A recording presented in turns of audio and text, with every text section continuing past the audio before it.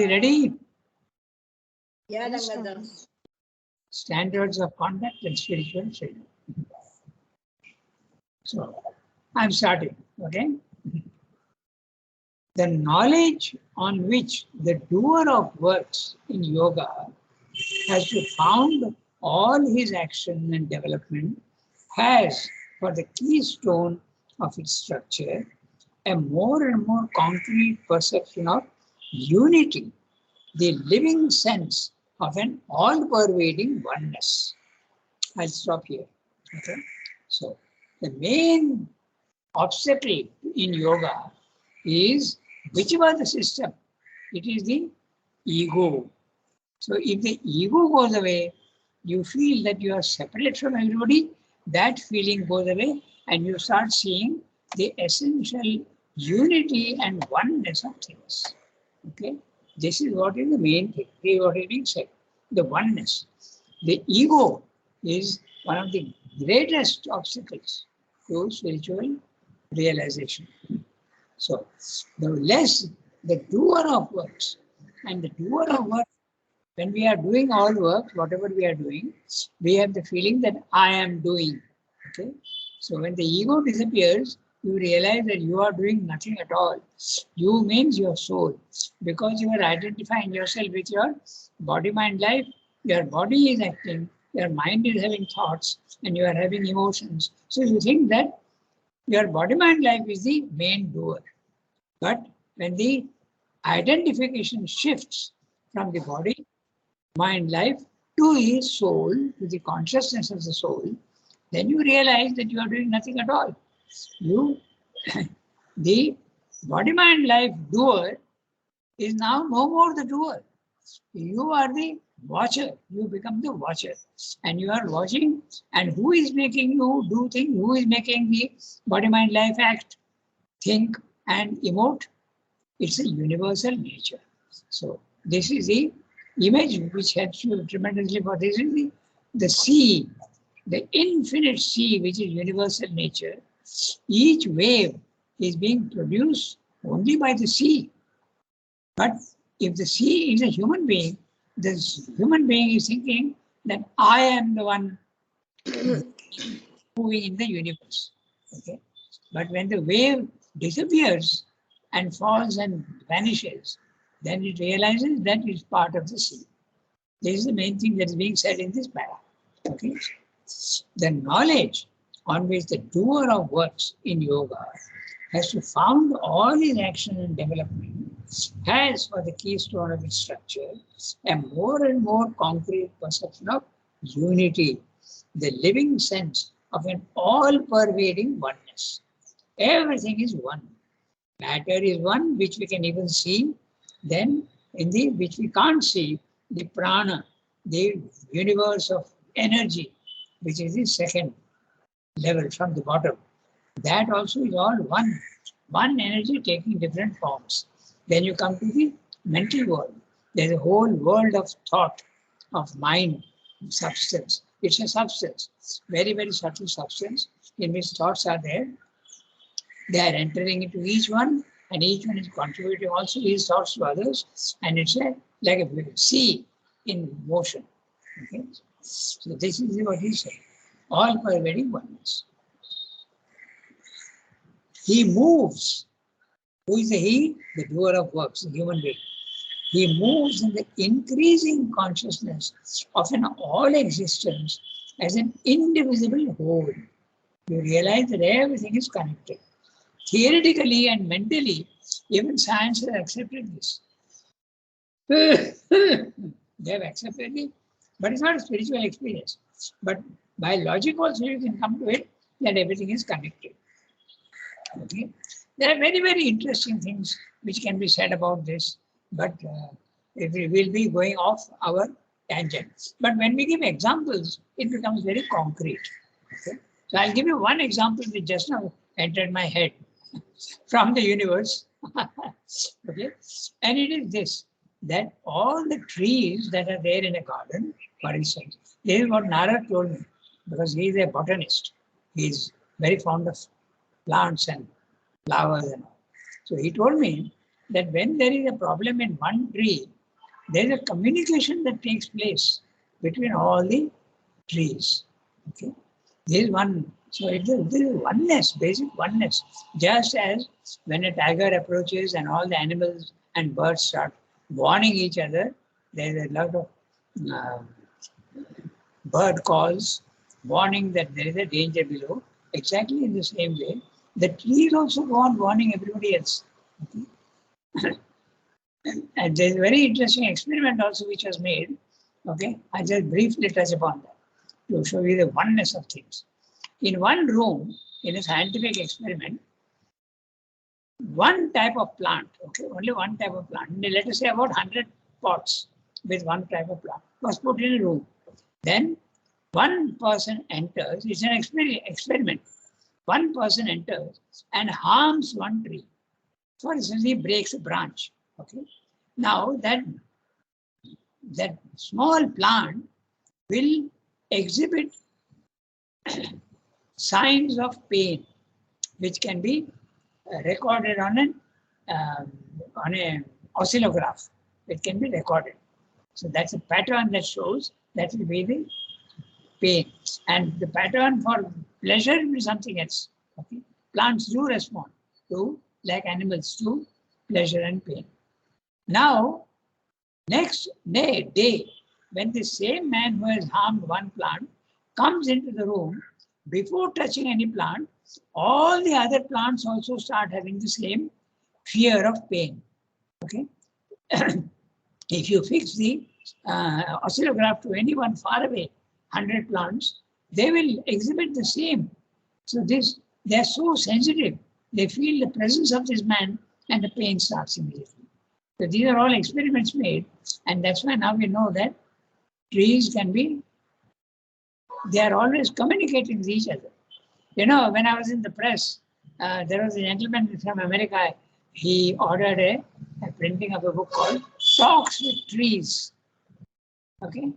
And he asked me to print, and we printed and exported that book, Talks with Trees. And I told him, this was 30 years ago. So I told him, and we were in touch with email. So I told him that, you know, Mother also could talk to trees. And so he put Mother's quotation also in his book. Okay. So, and what is that? Mother is walking in the garden to pick some vegetables, and some vegetables are telling her, don't take me, I'm not ready. Not in language, but in vibrations. Okay. Don't take me, I'm not ready. Others which are ready are saying, take me, I'm ready. Okay. So this is the unification, the sense of indivisible whole. I am talking only of plants, but it is there in everything. At the animal level, at the human level, there is an underlying unity which we don't very easily see, but we can think of it. Okay, so I go to the next sentence. These personal action and its results can no longer be or seem a separate movement, mainly or entirely determined by the egoistic free will of an individual, himself separate in the mass. So Srendra has put free in inverted commas to show you that there is no such freedom at all. Okay, it's a word used in a very ironical sense. We think that we have a free will, but we have no free will at all. Our so-called free will is nothing but universal nature making us act, okay, or think, or emote, also say. Okay. When he realizes that the ego, when the ego disappears, he realizes that he is not free at all. He is the free will. He is free. When you have no ego, you go to the level 2, the spiritual planes of consciousness, and you are only watching. You are free, but you have no power to act in the world. Okay? So this is the experience of the Brahmic consciousness. Our works are part of an indivisible cosmic action. So whatever you are doing is only part of it. It's not at all initiated by you. It's initiated by the universe. Himself separated in the mass. Our works are part of an indivisible cosmic action. They are put or more accurately put themselves in their place in the whole, out of which they arise, and their outcome is determined by forces that overpass us. So, again, to come back to the idea of the sea and the wave. Okay?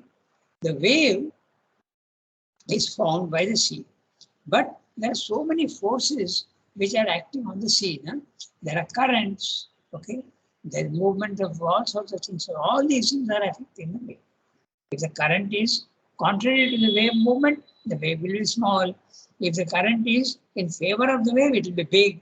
So this is the features of the sea in the universe. All these forces are determining the action of each one. Okay? That's what he said.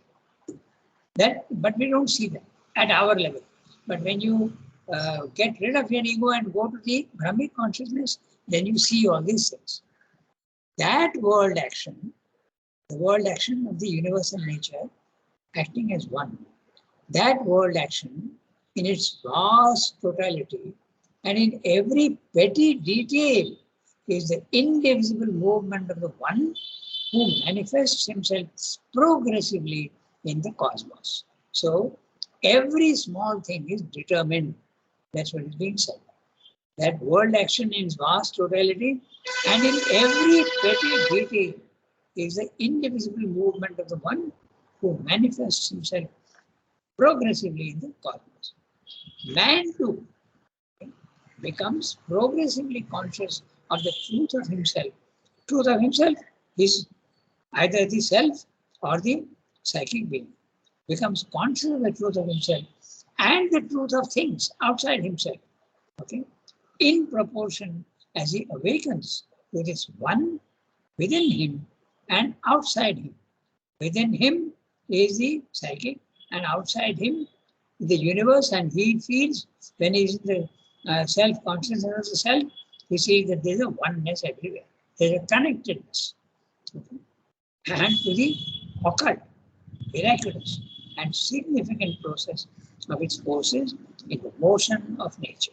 So he has used three words: occult, miraculous, significant. So occult, hidden. It's not very obvious, but it's there. Occult, hidden. Miraculous. It seems to be things are happening. It's miraculously.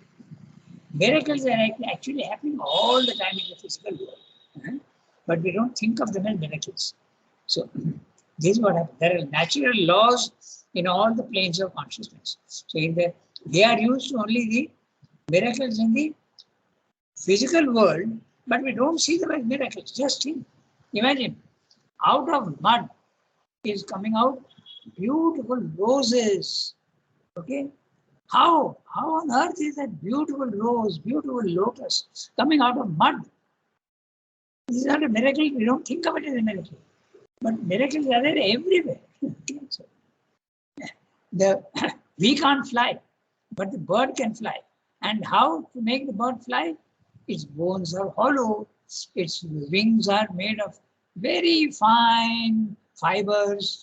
Okay, so these are all miracles, but we don't think of it. We can't walk up a wall, but a lizard can walk very easily. Okay, how is it doing? So these are all miracles, but we don't consider them to be miracles. We consider them to be. So when you go to other higher planes of consciousness, the laws are there. There's nothing called a miracle. But for us, it becomes a miracle because we don't think that those laws can exist. Okay, so that's what he's saying. Man too becomes progressively conscious of the truth of himself and the truth of things, and proportionally awakens to this one within him and outside him, to the occult, miraculous and significant process of its forces in the motion of nature. So every motion of nature, there is matter, there is life, and there is mind, and each thing is significant. It has got a very clear function and a purpose. Okay?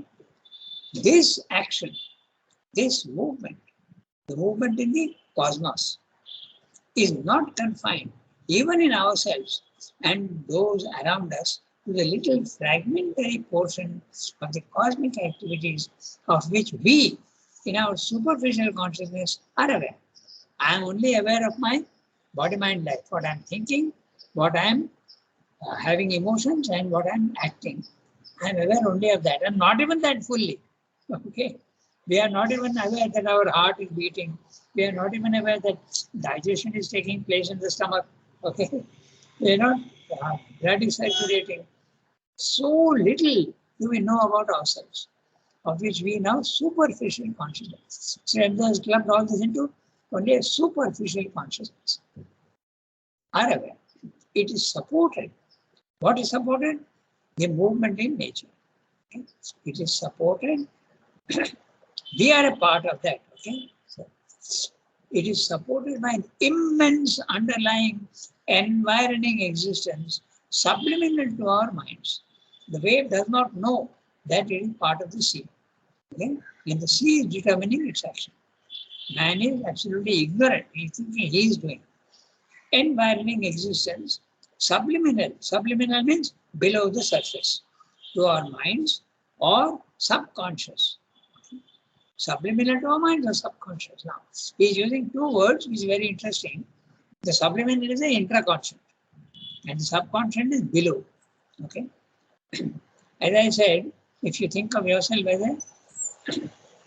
as a house, the subliminal is the inside the house at the back of the plot. It's open to the sky because then you have access to everything in the universe. That's the subliminal. And subconscious is the cellar, okay, into which all sorts of things are put which you don't need immediately. So we're using both the words. So all this is there. In fact, you are surrounded. So I'm using the word environing. You are environed by the subconscious below you, the inconscious even below you, but the inconscious is not acting so much. It's the subconscious that is acting on you. Then the intraconscious inside you, then the superconscious above you, and even around you. Okay, your aura, which is the circumconscious. So you are completely, so I'm using only one word, environing. So up, down, inside, outside. You are environed. This is so we don't know at all this. Okay? Environing existence, subliminal to our minds or subconscious, and it is attracted by an immense transcending existence which is superconscious to our nature. So this is what man is. A tiny little drop of water in a vast ocean. And now we see that we are not even the wave. We are just one small drop of water. Our action arises as we ourselves have emerged out of a universality of which we are not aware. Our body has come from matter.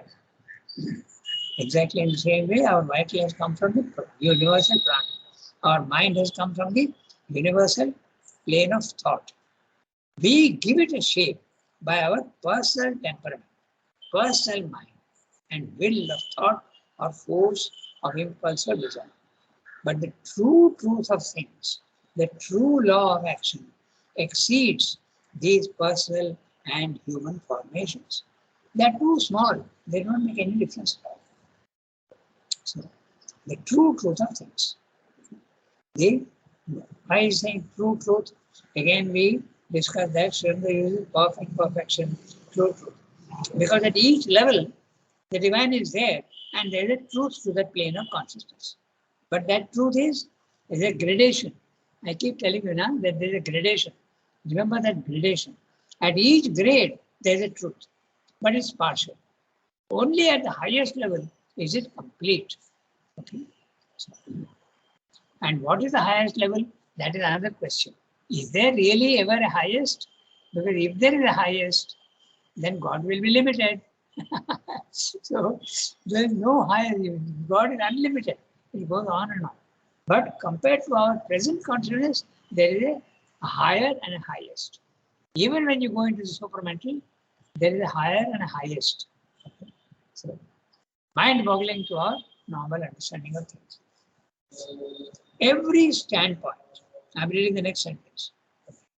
Every standpoint, every man-made rule of action which ignores this indivisible totality of the cosmic movement, whatever its utility in external practice, is to the eye of spiritual truth an imperfect view and a law of the ignorance. So he has given you the background for building the theory of the standards of conduct. In other words, there are grades in the universe, and there are grades. There is the material plane, there is a universal the mind plane, then there is the life plane and mind plane, and spiritual planes also one by one. So at each level, the laws go on changing. And if the laws go on changing, our behavior also will go on changing. Now he is concentrating only on the human standard of conduct. If you are at the animal level, the laws are very different from our human level where we have a mind. When the mind comes in, we can't do what the animal can do. But the animal is doing it perfectly valid. Okay? It is jumping on another animal and eating it up. It's perfectly valid. That's the law. There's nothing wrong in it. There's no right and wrong. But when you come to the mind level, the laws change. You can't do that anymore. So exactly in the same way, when you go to the spiritual plane of consciousness, all your ideas of morality at our level, which are very, very valid, they disappear. They take on a different interpretation and different understanding of things. So this is what the whole chapter is about.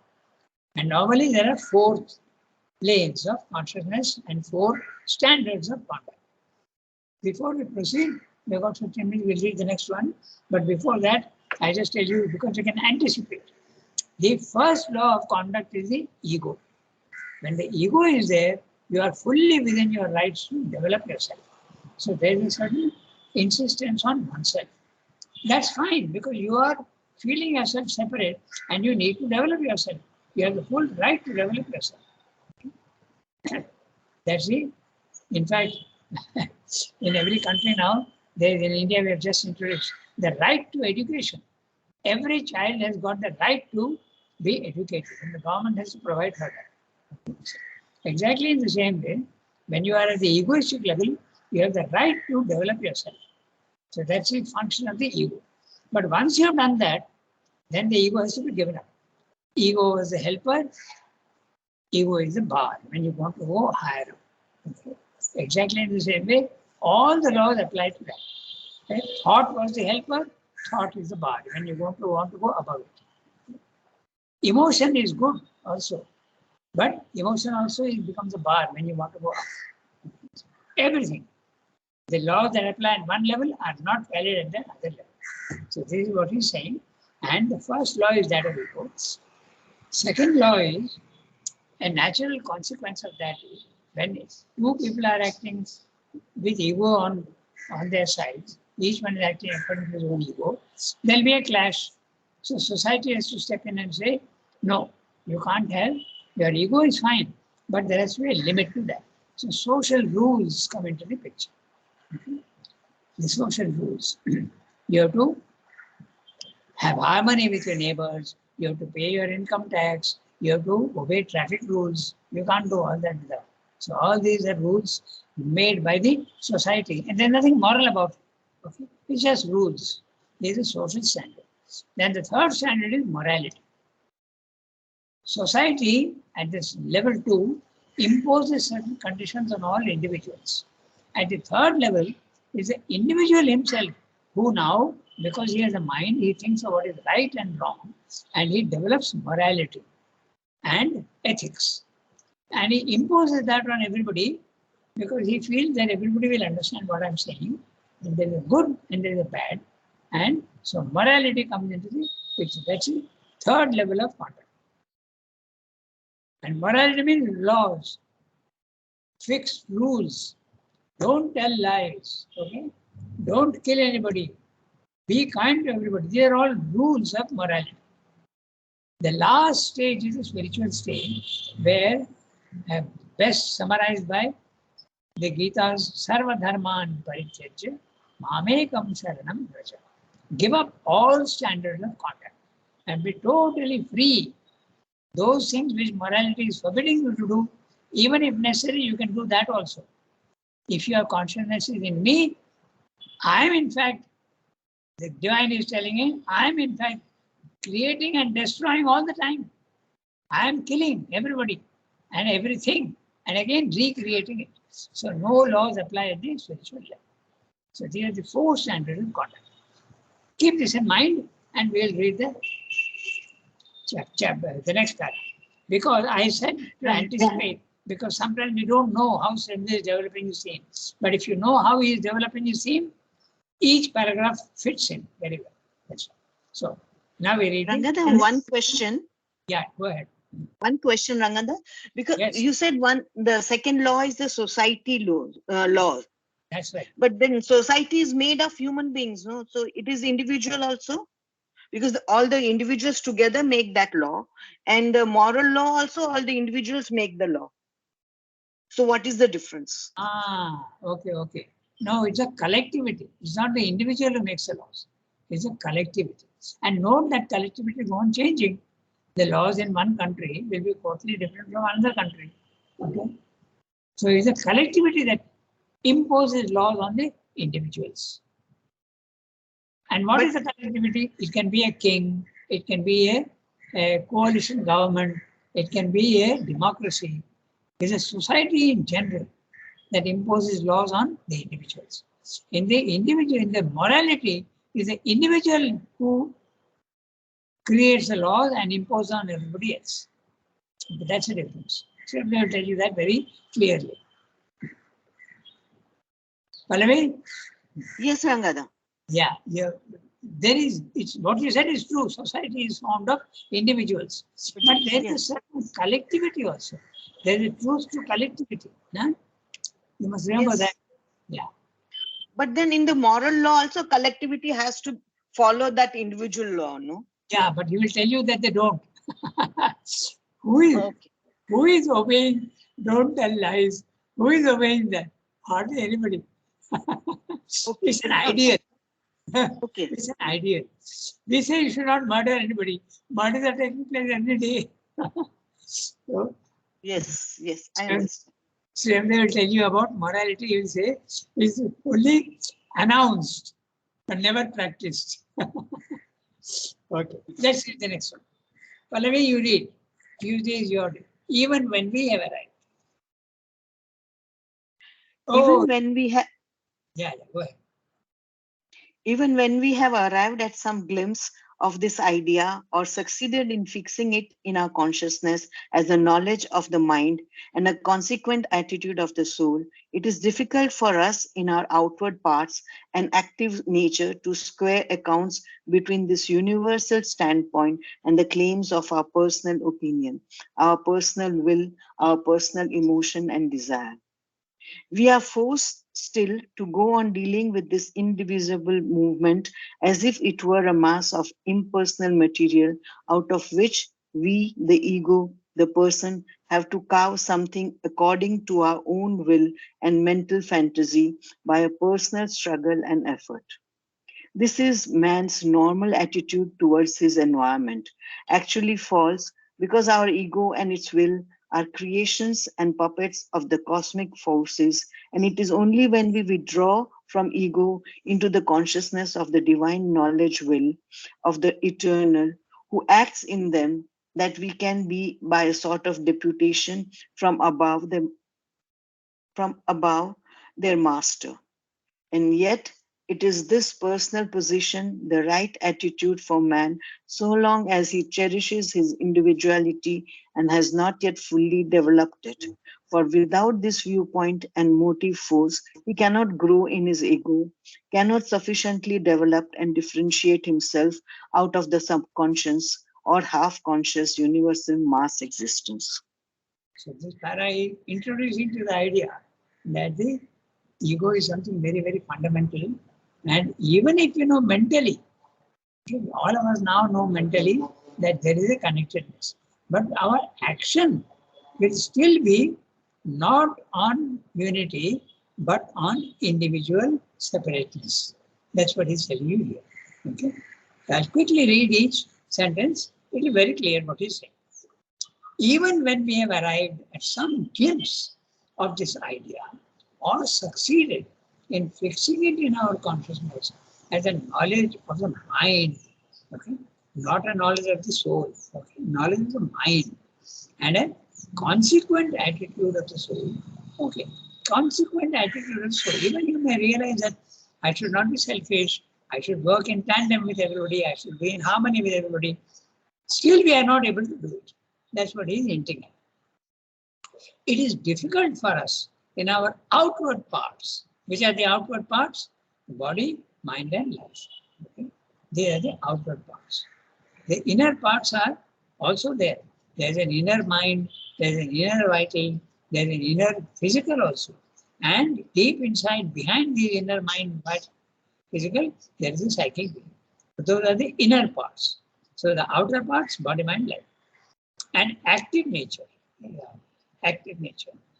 Movement all the time in the thought, in the mind, in the vital and the body. Active. Constant movement is there. It is difficult for us in our outward parts and active nature to square accounts between the universal standpoint and the claims of our personal opinion, our personal will, our personal emotion and desire.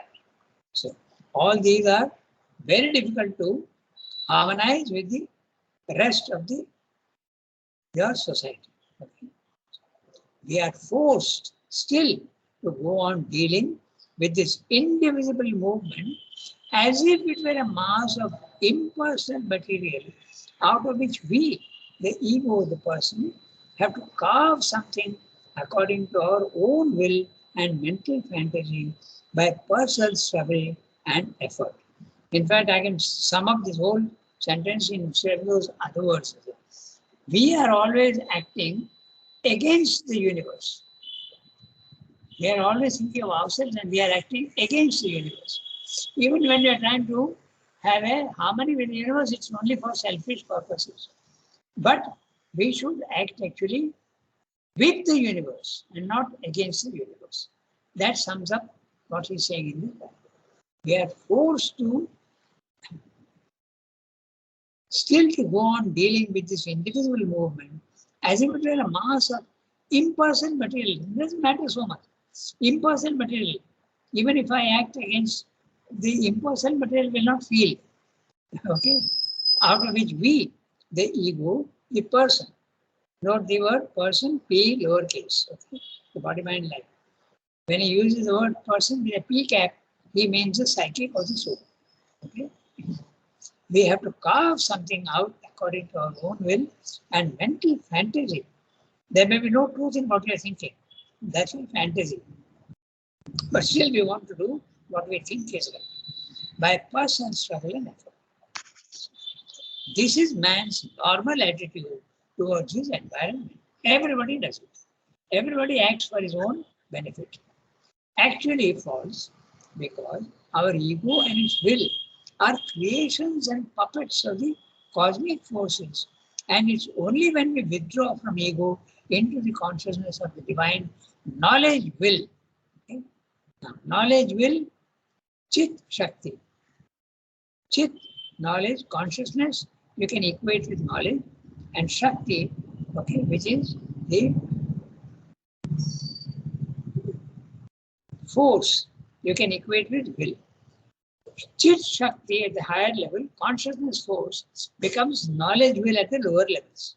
It becomes very specific of the eternal who acts in them that we can be by a sort of deputation from above their master. So only when you go to the divine knowledge will at the highest level, then you can become the master of your body, mind, life, but as a deputation, as though the divine has allowed you to. Okay, it's not full power, but you are allowed to become master of your. Even in the spiritual planes of consciousness level 2, some amount of control over the body, mind, life comes. Okay. In the beginning, you feel that you don't have any power, but as you keep rising from higher mind to illumined mind to intuitive mind, you feel that yes, you can have a say in what your mind, your vital and your body is doing. It has a say. And yet, is this personal position the right attitude for man so long as he cherishes his individuality and has not yet fully developed it? Very clear statement.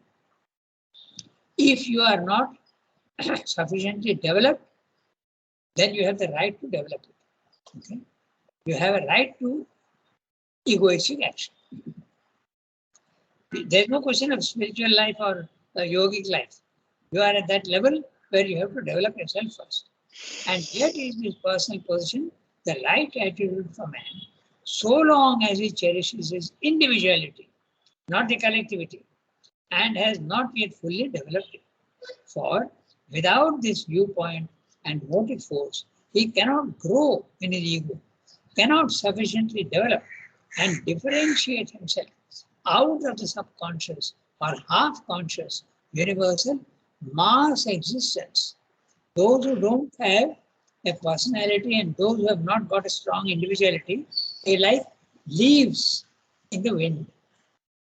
There's no purpose to their life. So they have to develop that purpose and they have to act in a way which will develop them. So that's the first standard of conduct. They have not yet said it's first standard, but that's the first standard. That's why I gave you an overall view of all the four standards. Then we can recognize immediately now what we said. Okay? So we can stop here today. And next time, we will. Because the next 2-3 paras, he will be discussing this only. And then after 2-3 paras, he will go to the second law. That's the reason why I gave you an overall picture so that we know exactly what he is going to say. And when he says something, then we understand it's part of this. Law 1, Law 2, Law 3, Law 4. Okay? All right. So we stop here today. Thank you, Rangada. Merci beaucoup, Rangada. Bonne journée.